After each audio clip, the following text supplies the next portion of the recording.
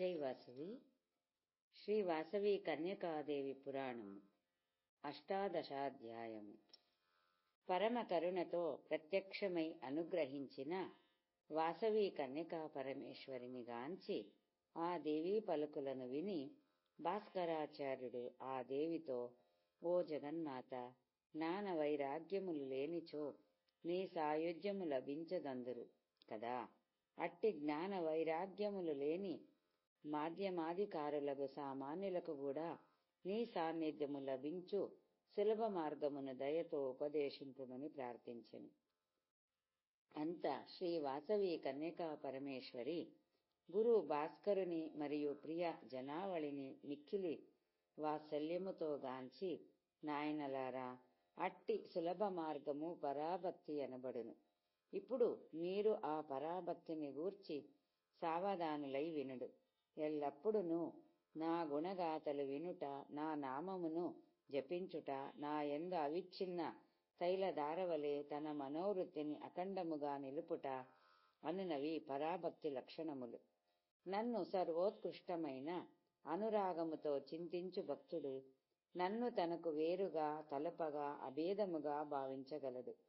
ఎవడు సమస్త జీవులలో నన్ను చూడగలడో, ఎవడు తనను తాను ప్రేమించున్నట్లు సమస్త జీవులను ప్రేమించగలడో, ఎవడు నన్ను అగ్ని రూపములతో అంతటి నుండు శుద్ధ చైతన్య రూపిణినిగా నెరుగగలడో, సద్విప్రులు మొదలు చండాలుల వరకు గల సమస్త జనులను ఎవడు సమాన భావముతో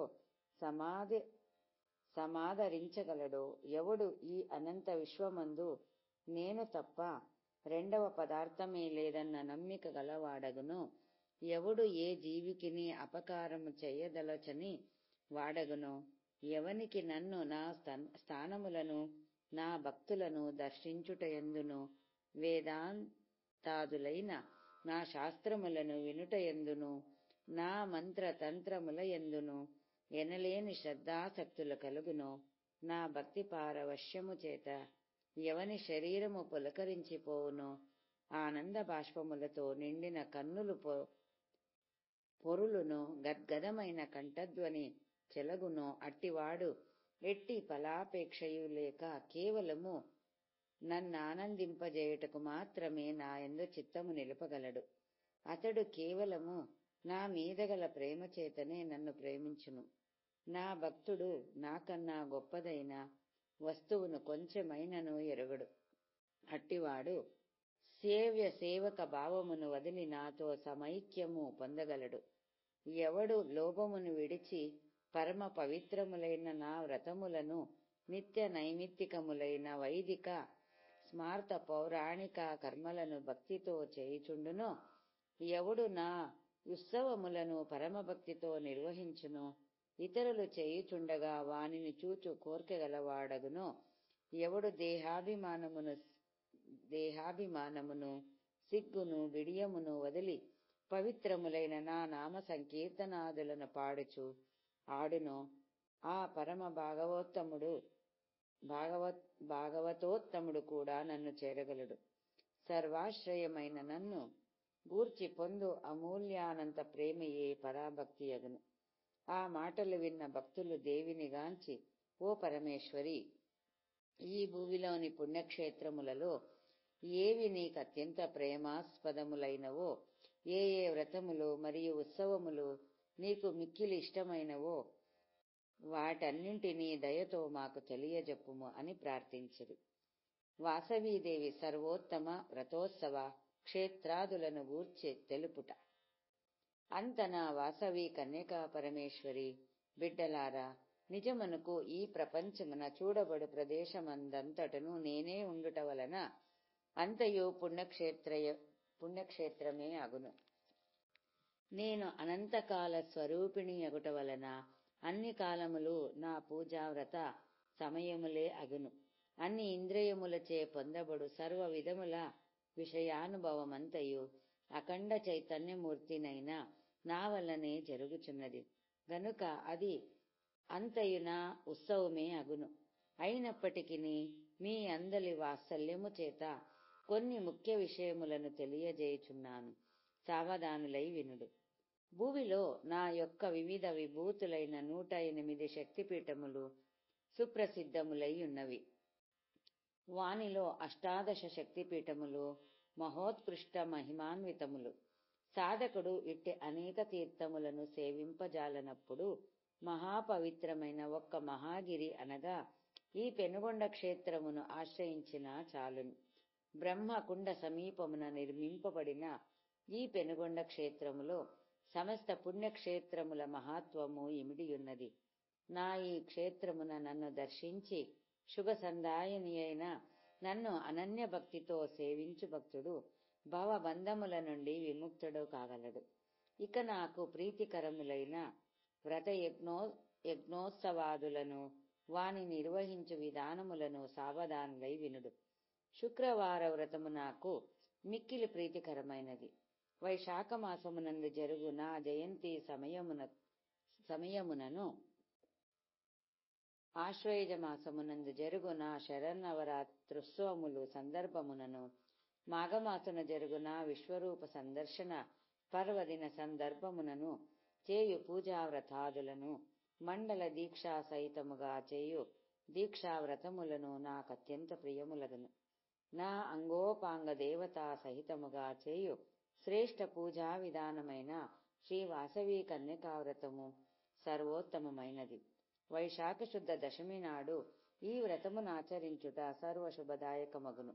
అంతేగాన నా భక్తులు తమ గృహములలో జరుపుకొను వివాహాది శుభ కార్యములలోనూ గృహప్రవేశాది శుభ కార్యముల యందును ఈ నా వ్రతమును జరుపుకొన్నచో వారికి అభీష్ట ఫలములు కలుగును. ద్యుత్తర శతహోమ కుండములతో నా ఆరాధనా విధానముగా విలసిల్లు శ్రీ వాసవి కన్యకాదేవి మహాయజ్ఞము అమోఘ ఫలప్రదమైనది. మాఘశుద్ధ విధేయందు ఆ మహాయజ్ఞము జరుపుట సర్వోత్తమము.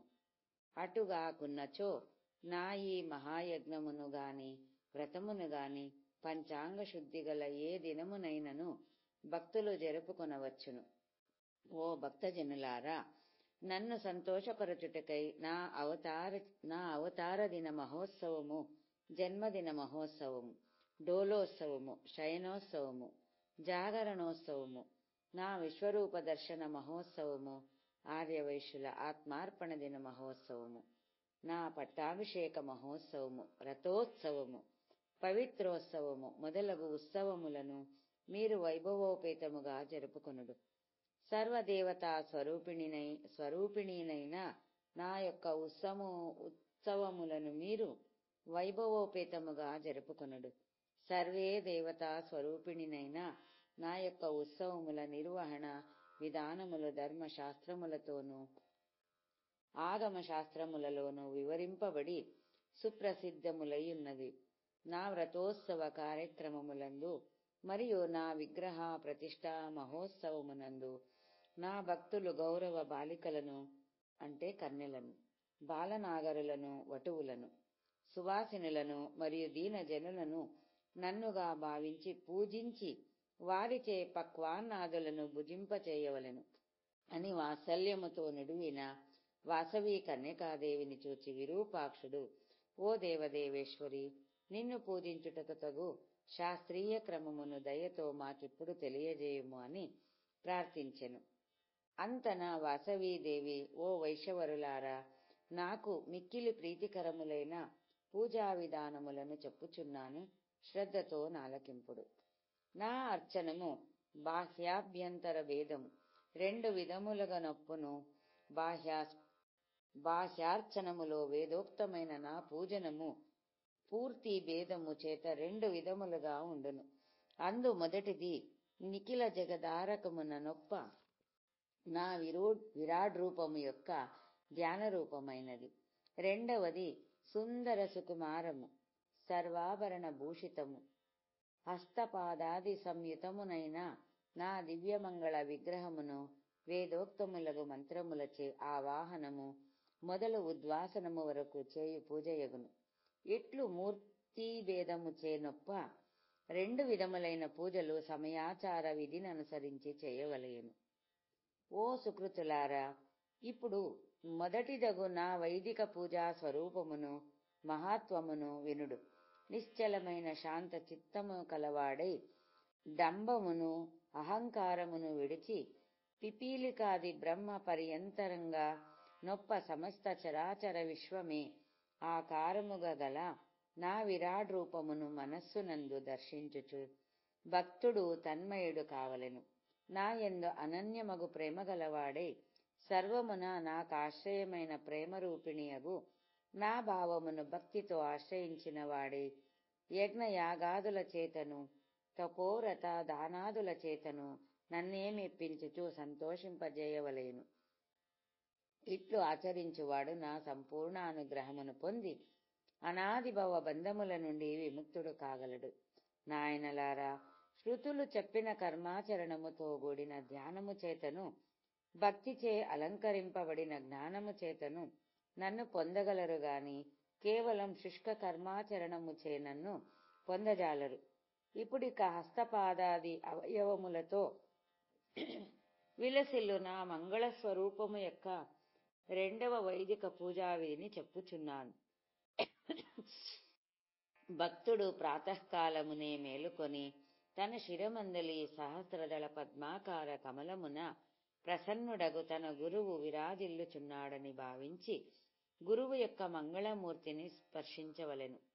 సద్గురువునకు నమస్కరించిన పిదప మూలాధార కమలమందలి కుండలిని శక్తిని సంస్మరించవలెను. చిదగ్ని శిఖా రూపమగు ఆ కుండలిని మధ్యమందు సచ్చిదానంద రూపిణినైన నన్ను భావించి ధ్యానించవలెను. అనంతరము శౌచము మొదలుకొని సంధ్యావందనము వరకు గల కర్మలను శ్రద్ధతో ఆచరించవలెను. నిత్యోపాసన రూపమగు అర్ఘ్యారాధనము చేయువారు నన్ను సంతోషింపజేయుటకై అగ్ని కార్యము చేయవలెను.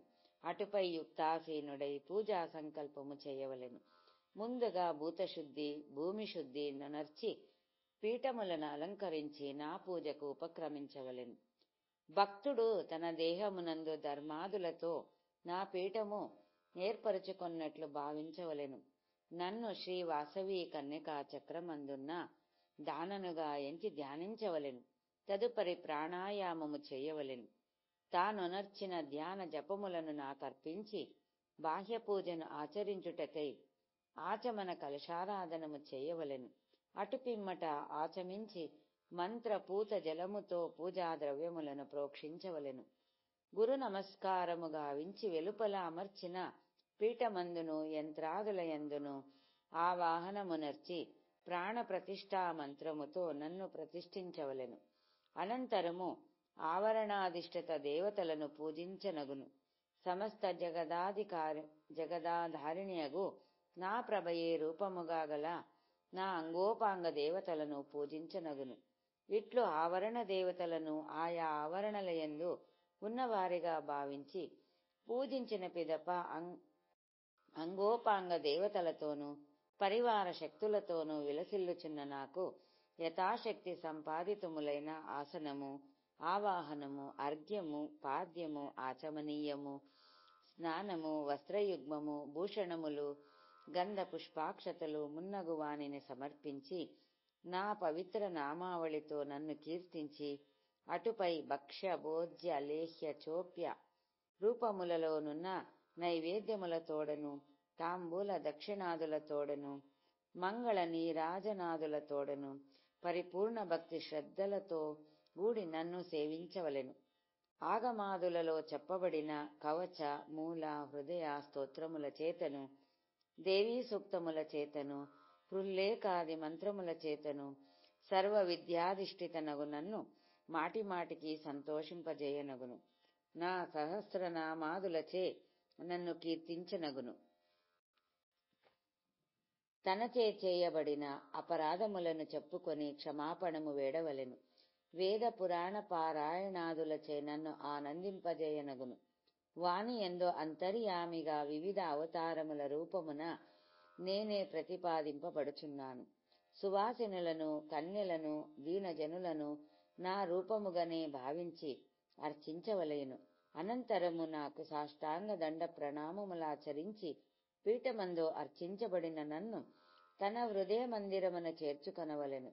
ఇట్లు నన్ను అర్చించువారు నా సాయుధ్యమును పొందగలరు. ఇప్పుడు మీకు నా అంతర పూజా విధానమును బోధించుచున్నాను వినుడు.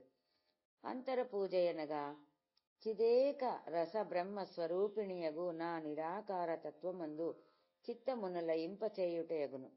పైన చెప్పబడిన బాహ్య పూజను వదిలి సాధకుడి అంతర పూజ నేల ఆశ్రయింపవలెనో వినుము.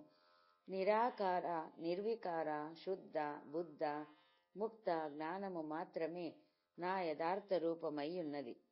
జీవుడు అజ్ఞానము వలన తన చిన్మాత్రత్వమును మరచి భ్రాంతిచే కల్పితములైన దేహగేహాదులందు అహంకార మమకారములను పొంది నిరంతర జనన మరణాది క్లేశ ప్రవాహమునబడి కొట్టుకొని పోవచ్చు ఎన్నడనూ తీరమును చేరకయున్నాడు.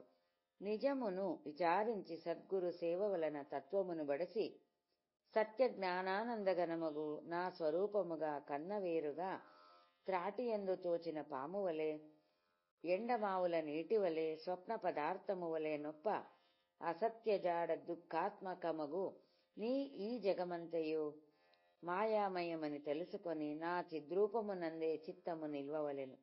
నిరంతరము ప్రత్యేగాత్మ సాక్షీభావన తత్పరుడై సంసార సముద్రమును తరలింపవలెను. ఇట్టి అంతర పూజానాచరించు యోగ్యత ప్రాప్తించు వరకు నా బాహ్య పూజను విడువక చేయుచుండవలెను అని తన పూజా విధానములను గూర్చి శ్రీ వాసవి కన్యకాదేవి ప్రబోధించినది. అటుపై వైశ్యులను జూచి బిడ్డలారా, భూతల మంది ఇతరులకు దుర్లభమైన అద్భుతమైన కీర్తి మీచే సంపాదించబడినది. ధర్మరక్షణయందు ఆసక్తులైన మానవులెప్పుడునూ ప్రశంసనీయులయ్యుందురు.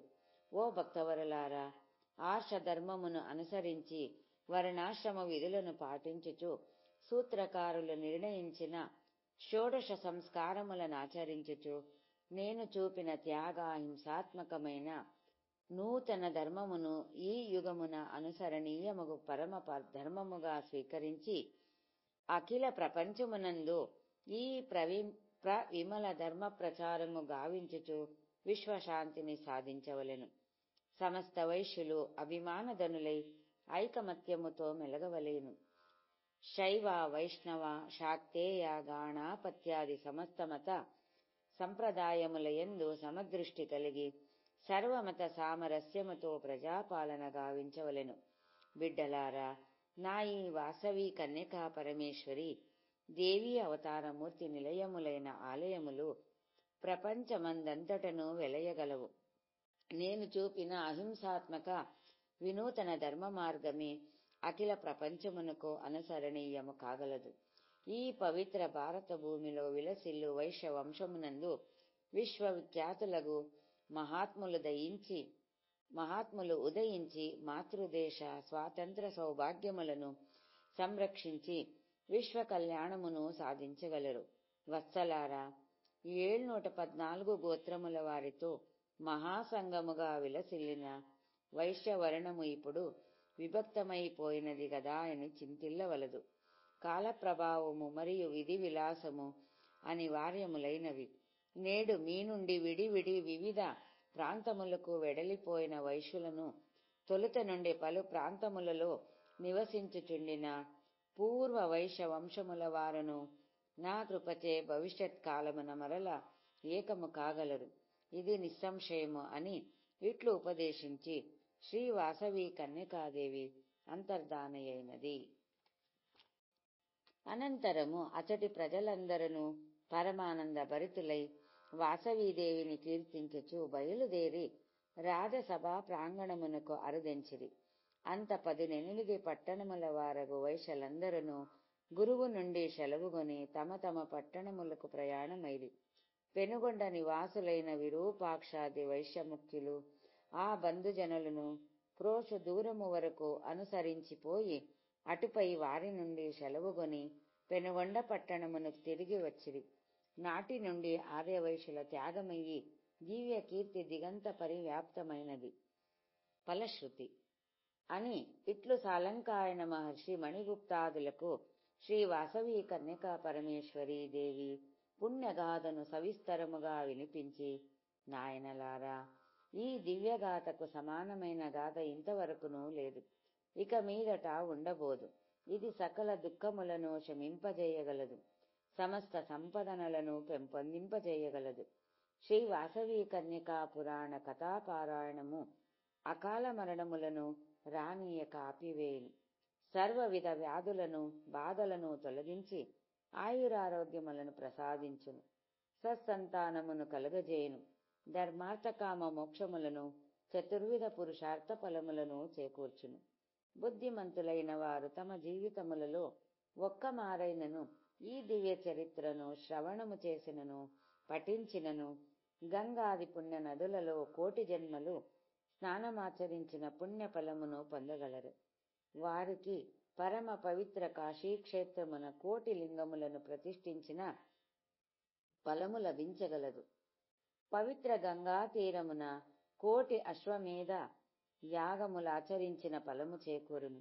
ఎడారి భూమిలో కోటి బావులను త్రవ్వించుట వలన, కరువు కాలమున దినమునకు 1,000,000 మందికి అన్నదానము చేయుట వలన ఎంత పుణ్యము లభించునో దానికి 1,000,000 రెట్లు అధికమగు పుణ్యము శ్రీ వాసవి కన్యకా పరమేశ్వరి దివ్య చరిత్రము వినువారికి, పఠించువారికిని, బోధించువారికిని పుణ్యము కలుగును.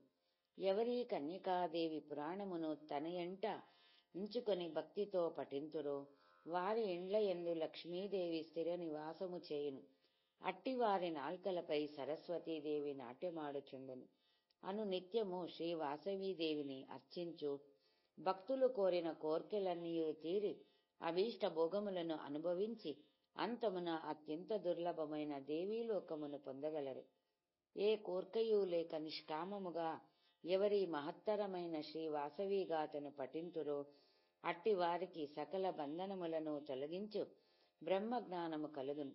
ఇట్లు ఇహపర సౌఖ్యములను రెండింటినీ ప్రసాదించు ఈ మహత్తర చరిత్రము సమస్త వర్ణముల వారికిని, బ్రహ్మచర్యాది సమస్త ఆశ్రముల వారికిని తమ ధర్మాచరణమున కలుగు లోపములను సరిదిద్దుకొని దివ్య జీవనమును పొందుటకు తగు జ్ఞానమును ప్రసాదించగలదు.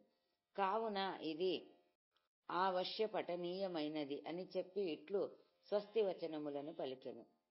ఓం అసతో మా సద్గమయ తమసో మా జ్యోతిర్గమయ మృత్యోర్మా అమృతంగమయ సర్వేషాం శాంతిర్భవతు సర్వేషాం పూర్ణం భవతు లోకా సమస్తా సుఖినో భవంతు. ఓం తత్సత్ మంగళం మహతు. ఓం శాంతి శాంతి శాంతి. శ్రీ వాసవి కన్యకాదేవి పురాణము సమాప్తము.